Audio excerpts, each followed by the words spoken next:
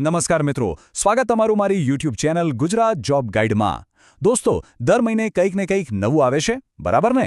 તો બસ આ 1 માર્ચથી પણ અમુક એવા મોટા ફેરફાર થયા છે જે આપણી રોજિંદી જિંદગી અને ખાસ કરીને આપણા ખિસ્સા પર સીધી અસર કરી શકે છે। તો ચાલો ફટાફટ જાણી લઈએ કે આખરે શું છે આ નવા નિયમો। શું તમે આ બધા ફેરફારો માટે તૈયાર છો? જુઓ, આ બધી બાબતો વિશે જો આપણને ખબર ન હોય ને તો ક્યારેક વગર કારણે આપણે મુશ્કેલીમાં મુકાઈ જઈએ છીએ। એટલે અપડેટેડ રહેવું તો હવે બહુ જ જરૂરી છે। ચાલો તો સૌથી પહેલા વાત કરીએ એવા ફેરફારની જેની સીધી અસર આપણા ઘરના અને ધંધાના બજેટ પર પડવાની છે। હા, હું વાત કરી રહ્યો છું એલપીજીના ભાવની। દર મહિનાની 1લી તારીખે ઓઇલ કંપનીઓ ભાવમાં ફેરફાર કરે છે અને આ વખતે પણ એવું જ થયું છે, પણ ખાસ કરીને કોમર્શિયલ એલપીજી સિલિન્ડરની કિંમતોમાં। તો જુઓ, દિલ્હીમાં 19 કિલોનો જે કોમર્શિયલ સિલિન્ડર આવે છે એનો નવો ભાવ હવે થઈ ગયો છે 1768 રૂપિયાને 50 પૈસા, એટલે કે એમાં લગભગ 28થી 31 રૂપિયા જેટલો વધારો થયો છે।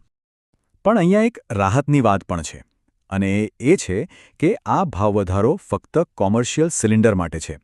જે આપણા ઘર વપરાશના સિલિન્ડર છે એના ભાવમાં કોઈ જ ફેરફાર કરવામાં આવ્યો નથી। તો ઘરના બજેટ માટે આ એક સારા સમાચાર છે।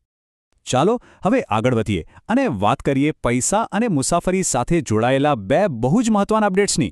1 માર્ચથી કેટલીક બેંકોએ પોતાના નિયમો બદલ્યા છે। આ ફેરફાર મિનિમમ બેલેન્સ, એટીએમના ચાર્જ કે પછી ક્રેડિટ કાર્ડના રિવોર્ડ પોઈન્ટ્સને લગતા હોઈ શકે છે। એટલે મારી સલાહ છે કે એકવાર પોતાની બેંકની ઓફિશિયલ વેબસાઇટ જરૂરથી ચેક કરી લેજો।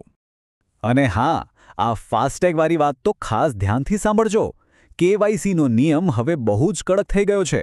જો તમારું કેવાયસી પૂરું નહીં હોય તો ટોલ પ્લાઝા પર સીધો ડબલ ટોલ ભરવો પડશે।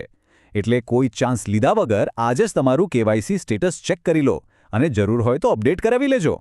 હવે જે લોકો ટ્રેનમાં મુસાફરી કરે છે એમના માટે પણ એક મોટું ડિજિટલ અપડેટ આવ્યું છે, જે જાણવું ખૂબ જ જરૂરી છે। તો જુઓ, ભારતીય રેલવે હવે જનરલ અને પ્લેટફોર્મ ટિકિટ બુક કરવા માટે જૂની જે યુટીએસ એપ હતી એને બંધ કરી રહી છે।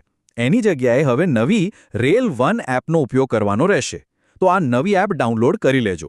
આ ફેરફારોની અસર આપણા ડિજિટલ જીવન અને ધંધા રોજગાર પર પણ પડી રહી છે। ટેલિકોમ વિભાગે એક નવો નિયમ લાગુ કર્યો છે જેનું નામ છે સિમ બાઇન્ડિંગ। હવે આ શું છે? સાવ સહેલી ભાષામાં કહું તો જે સિમ કાર્ડના નંબર પર તમે કોઈ મેસેજિંગ એપ વાપરો છો એ સિમ કાર્ડ એ જ ફોનમાં ચાલુ હોવું ફરજિયાત છે। હા, આ નવા નિયમની સીધી અસર એ થઈ શકે છે કે જો તમારા વોટ્સએપ નંબરનું સિમ કાર્ડ એ ફોનમાં એક્ટિવ નથી તો તમારો વોટ્સએપ એ ફોનમાં કામ કરતું બંધ થઈ શકે છે। તો આ વાતનું ખાસ ધ્યાન રાખજો।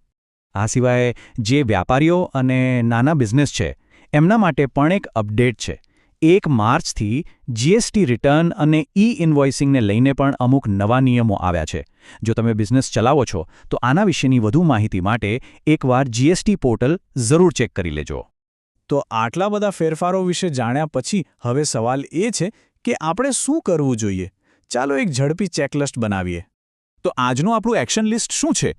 પહેલું, બેંકની વેબસાઇટ ચેક કરો। બીજું, ફાસ્ટેગનું કેવાયસી તરત જ વેરીફાઈ કરો। ત્રીજું, એ પાક્કું કરી લો કે વોટ્સએપ જે નંબર પર છે એ સિમ ફોનમાં જ છે। અને ચોથું, ટ્રેન માટે નવી રેલવન એપ ડાઉનલોડ કરી લો। બસ આ 4 કામ તમને ઘણી બધી મુશ્કેલીઓથી બચાવી શકે છે। સાચી વાત છે ને કે જાણકારી ન હોય તો જ મુશ્કેલી આવે છે।